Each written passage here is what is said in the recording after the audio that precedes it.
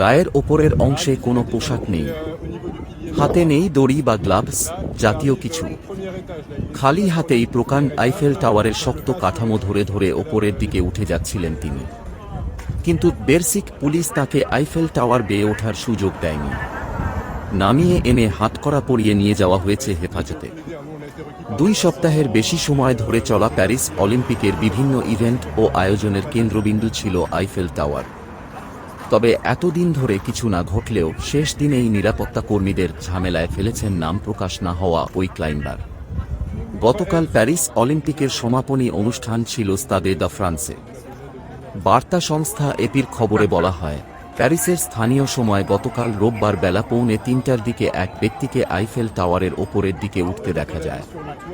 টাওয়ারের যে অংশে অলিম্পিকের রিং লাগানো হয়েছে সেটি ছাড়িয়ে ওপরের দিকে যাচ্ছিলেন তিনি। এরপর পুলিশ আইফেল টাওয়ারে থাকা পর্যটকদের সরিয়ে ওই ব্যক্তিকে নিচে নামিয়ে আনে।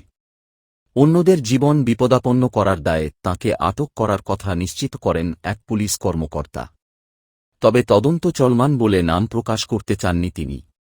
সামাজিক যোগাযোগ মাধ্যমে ছড়িয়ে পড়া একটি ভিডিওতে দেখা যায়, পুলিশ এক ব্যক্তিকে হাতকড়া পরিয়ে নিয়ে যাচ্ছে। ফরাসি গণমাধ্যমগুলো ওই ব্যক্তি ব্রিটেনের নাগরিক বলে জানিয়েছে। তিনি একজন পেশাদার ক্লাইম্বার বলেও উল্লেখ করা হয়।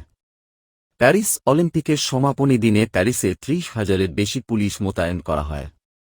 ফ্রান্সের স্বরাষ্ট্রমন্ত্রী জেরাল ডারমানিন জানান, সমাপনী অনুষ্ঠানের ভেন্যু স্তাদ দ্য ফ্রান্সের আশপাশে মোতায়েন করা হয় 3,000-এর মতো পুলিশ, আর অন্যান্য স্থানে 20,000।